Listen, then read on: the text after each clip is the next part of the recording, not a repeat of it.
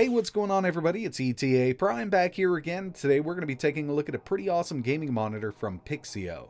This is a 27-inch 2K 165Hz gaming monitor known as the PX277 Prime. Now, I've been in the market for a higher refresh rate monitor for a little while, but I kind of just stayed away from them because of the price, but I do think this offers a really good value, coming in at $299 to $329 depending on where you pick it up. Around back here, we have two HDMI inputs. This is HDMI 2.0. This will do 2K at 144 Hz. Or if you want to take it up a little bit, we have a DisplayPort 1.2, which will do 2K at 165 Hz. Taking a look at the specs of the PX277 Prime, I think they packed in a lot of stuff here, given the price is around $3 to $329. We have a 27-inch display with a resolution of 2K or 2560 by 1440p. It's an IPS panel. It supports HDR, 144 Hz to 165 Hz, 350 nits of brightness, sRGB at 111%. Response time on this is 1 millisecond, and it does support AMD FreeSync Premium and G-Sync. So when it comes to testing these monitors out, I don't own any fancy tools to measure the brightness or color accuracy on them. Usually what I do is plug in a decently powered gaming rig here and test it out. If I like it, I'll keep it. If not, I'll return it. So straight off the bat, I can already tell the difference. Just moving these windows around in Windows itself is super duper smooth. Now I've gone into my NVIDIA control panel here and I've set it to 2K and 165 Hz here. It's definitely going to look a lot better to the naked eye in real life because I'm filming this at 4K 60. If I could film this at 4K or even 2K 165 Hz, I would, but unfortunately I just can't do it. In this video, I'm going to test out a couple games running at 1440p, 165 Hz, and then we'll move over to the Xbox Series X. This is my main rig here with a 9th Gen i7 clocked at 5 GHz and a 2080 Ti.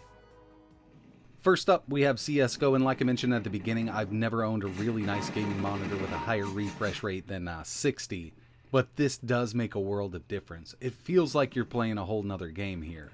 I mean, I know a lot of people say that, the jump from 30 to 60 is going to be the biggest you've seen, but from 60 to 165 definitely makes a big difference. This just feels silky smooth, and going into this, I personally didn't think it would make this big of a difference, but it feels really nice playing at this higher refresh rate.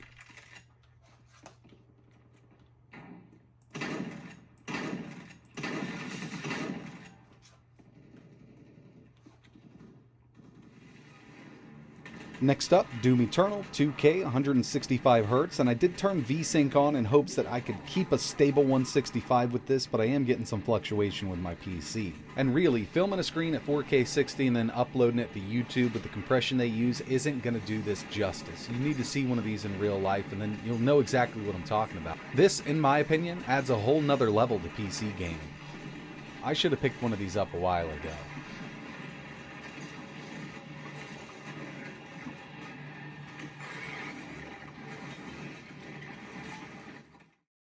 Okay, so moving over to the Series X, I'm going to go into the settings here. I'm just going to set this to 1440p and we'll go to 120 Hz. And there are some newly optimized games for the Series S and X that do support 120, like Dirt 5, which is the first one we're going to test. And then we'll move over to the Master Chief Collection with Halo 3.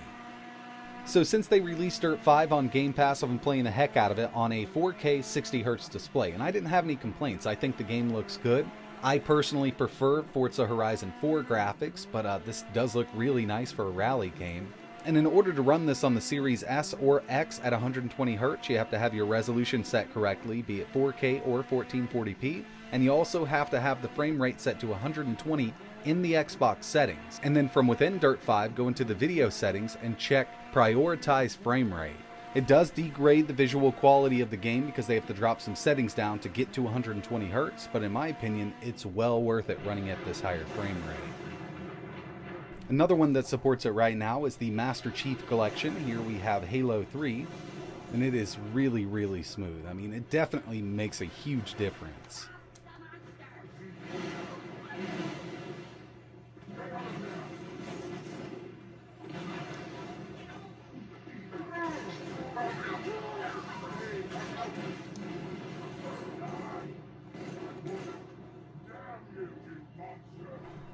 And I mean, even if you just wanted to run something that'll do 1080p 60 or even 720p 60, it still looks great on this screen. It's got a good display on it.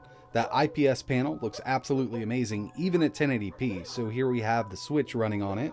Obviously, this isn't going to do 1440p or over 60 Hz, but it still looks great with 1080p 60 content running on it.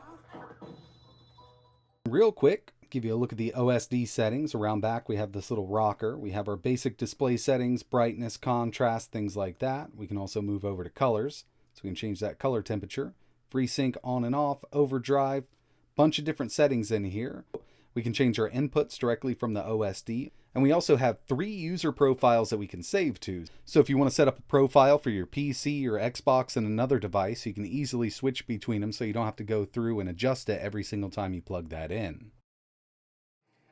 So yeah, I mean, I'm a big fan of this monitor here. It's really going to be hard for me to go back to a 60 Hz monitor after playing some of my favorite games on here, especially Forza Horizon 4. Now I'm actually set at 144 Hz 2K here, and it looks outstanding. Now I've been playing Forza for a long time, and I remember when they made the jump from 30 to 60, which was a giant jump. And in my opinion, going from 60 to 144 is still just as good. This is really, really awesome.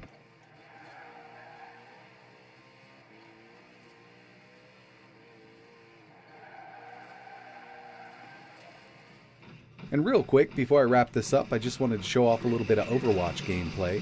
2K 165 Hz, looking really nice here. Feels great.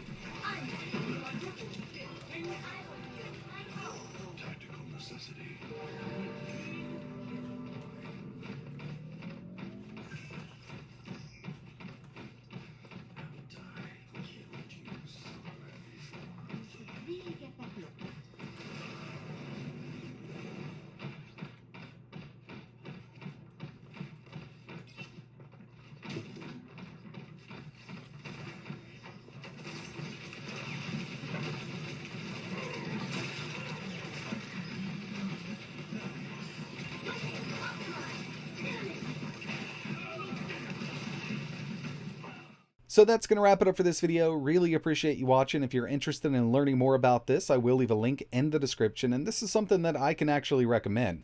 If you're looking for an affordable 2K 144 to 165 Hz display, I think this is an awesome choice, especially given that price there at $300 to $329. It's really hard to beat something like this. If you have any questions, let me know in the comments below, and like always, thanks for watching.